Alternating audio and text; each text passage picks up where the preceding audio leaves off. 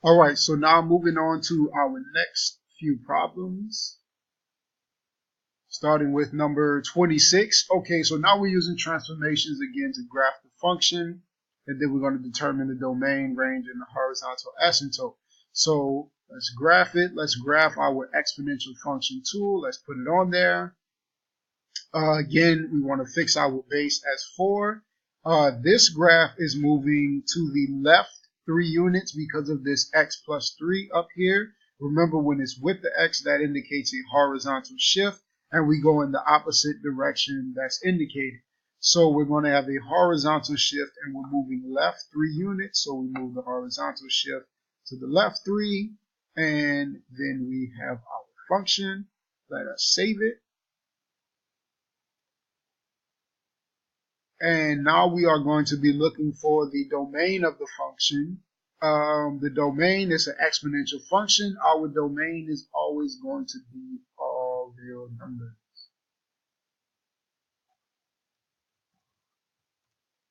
And then the range of our function, we're looking at the function going from our horizontal asymptote is 0. The function has not been transformed up or down, so it has the same range as the original function.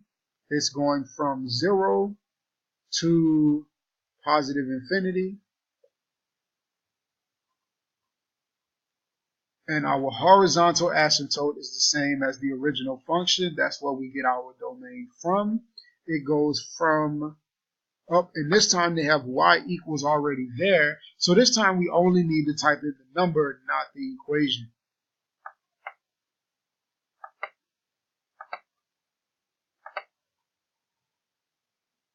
All right, so now we're using transformations. Again, we're really just typing everything into the function. So it says 5 times 1 to the third power, 5 times 1/3 raised to the x power, excuse me. So we have our exponential function. The base this time is 1/3. It's not 5, it's not 5/3, it's not 5 times 1/3. The base is only what is directly in front of the x here. Oops. So the base is 1/3. And it is going to be a vertical stretch or compression. That is what the 5 does. We have something times the function. That gives you the vertical stretch or compression. It is 5, so we are going to put 5. Move it over to 5 here for our vertical stretch or compression. Again, that comes from this 5 being multiplied by the entire function. It's actually a vertical stretch because the number that is multiplied by is greater than 1. So we have our 5 taken care of. We've accounted for our base. So now we're going to save it. And we're going to check it. And that is it. So what's the domain of this function? The domain for this function is still going from negative infinity to positive infinity.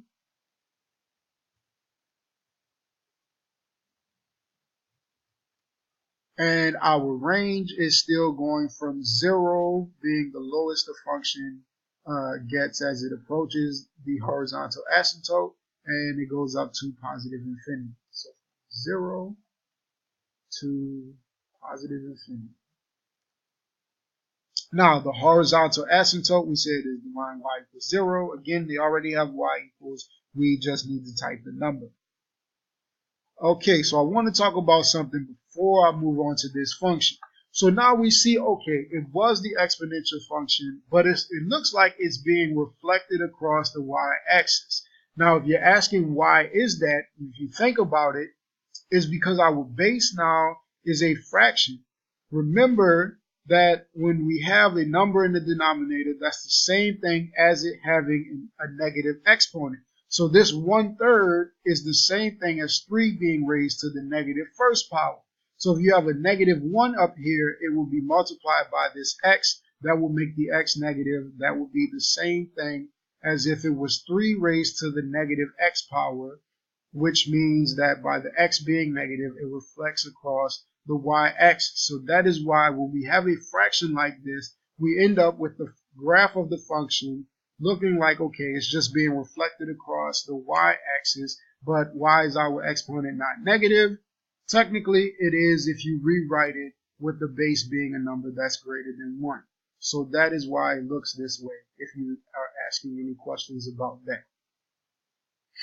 Number 28. So now we actually have a base that is, we have an exponent that is negative. So when we graph it, we're going to have to account for that reflection. So let's graph it. Our base this time is 5.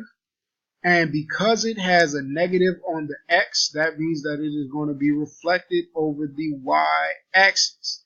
And the negative 4 on the outside here indicates that it is going to be a vertical shift down 4 units. So we change our vertical shift to negative 4. And now we've taken care of all of our transformations. So let's save it. Let's submit it. And move on to the next section. So it's saying, what is the domain? We have an exponential function. Guess what? It goes from negative infinity to positive infinity. What is the range of our function? This time it shifted down 4 units. So our horizontal asymptote is going to be at negative 4. And it goes from negative 4 to positive infinity.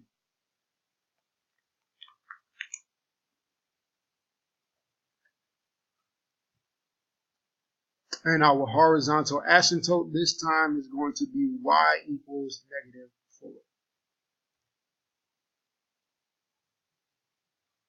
Use transformations to graph the function. Okay, let's graph it. First, looking at the function, our base is 4, is going to have a vertical shift up 1 unit and is going to be moved to the left 2 units. Base is 4, vertical shift is up 1, horizontal shift is left 2. Save it. And don't get thrown off because they have the 1 in front of the function. That's the same thing as if you had the function and then plus 1 at the end. Again, if it's outside of the function, whether it's added or subtracted, it's still going to be a vertical transformation.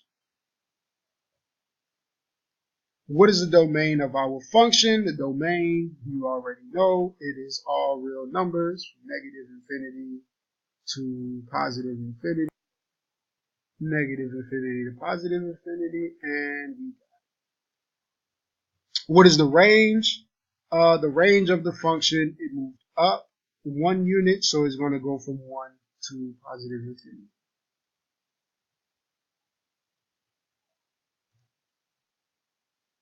What line is the horizontal asymptote of the function? That is going to be y equals 1. All right, this is, I believe, our last graph. It says begin with the graph of y equals e raised to the x power and use transformations to graph the following function. It's the same thing we've been doing. Excuse me, the only difference is that our base is now e instead of it being any other real number. So we're going to use the exponential function tool. This time we don't need to change the base, it's already e. But notice that this 4 that's on the outside here is not part of the base. That is the vertical stretch or compression. It's a vertical stretch of 4 units.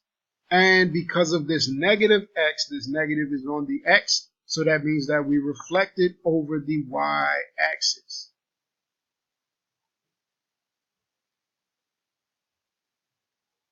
The domain of our function is going to be, you guessed it, negative infinity to positive infinity.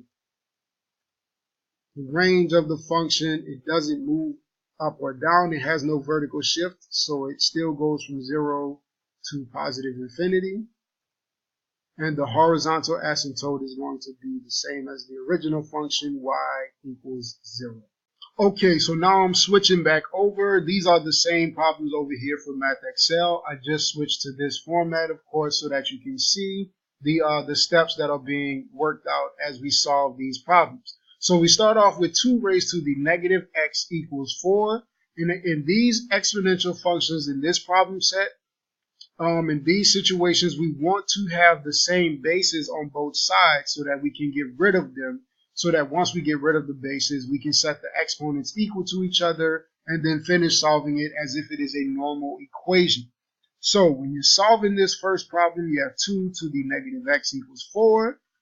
You're going to use 2 as the base. You see that you have a base of 2 here on the left. You have a 4 on the right. You can rewrite the 4 as 2 raised to the second power. So you change the 4 to 2 raised to the second power. Now, whenever the bases in the equation are the same, you can drop the bases and you can simply set the exponents equal to each other when the bases are the same. So now you have negative x equals 2. You divide both sides by negative 1. You get x equals negative 2. That will be your final answer. Moving on to number 32 over here. You have a problem that looks like this. It says to solve the equation. So now you have 3 over 4 raised to the x power equals 27 over 64. You can change 27 over 64 and write it as an exponential expression with a base of 3 over 4. If 3 is raised to the third power, that's what gives you 27. 4 raised to the third power gives you 64. So 3 over 4 raised to the third power equals 27 over 64. So you substitute 3 over 4 to the third power for the 27 over 64. Now you have the same bases in the equation, so you can simply set the exponents equal to each other. So you get rid of the bases and then you're done from there. You have x equals 3 and you're moving on to problem number 33. It says to solve the equation, you have 3 raised to the 2x plus 1 equals 27. Again, looking at the problem, you want your bases to be the same. So you change the 27, rewrite it as an exponential expression with a base of 3. Then you end up with this equation here. The 27 has been changed to 3 to the third power. Now that the bases are the same, you can get rid of them. Then you have 2x plus 1 equals 3. You finish solving it out, subtract 1, divide both sides by 2. You end up with x equals 1, and you're moving on to number 34. We see that number 34 takes a little bit more work, but it is still simple enough to solve. You have 4 raised to the x squared minus 15 equals 16x. First and foremost, we want to take care of our bases to make them the same. You will change the 16 to a base of 4. 16 equals 4 squared. So now you have 4 squared raised to the x power. You can simplify that and just write 4 to the 2x. So now the bases are the same. You can drop them. So then you will have x squared minus 15 equals 2x. And then you want to take that quadratic equation that we get now, and then we're going to have to solve for 0. So basically we have a quadratic equation. We need to have everything on one side set equal to 0. When we do, we are going to factor it now, and then the factors that you come up with is going to be x minus 5 times x plus 3 equals 0. Here you want to use the 0 product property to separate these two factors into two separate linear equations. So you have x minus 5 equals 0, you have x plus 3 equals 0, and then you want to finish solving it. Our final answers are going to be 5 and negative 3. Number 35. You have 9 raised to the x power times 3 raised to the x squared equals 81 squared. So looking at 9, 3, and 81, you see that they have a base of 3 in common, so we'll use 3 as a base.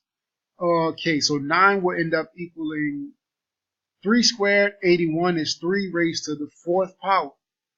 So you change the 9 to 3 squared, you change the 81 to 3 to the 4th power, you simplify those exponents, we end up with this equation. So now we still have two separate expressions over here on the left, so we need to put the exponents together so that we have one base, one exponent on each side of the equation.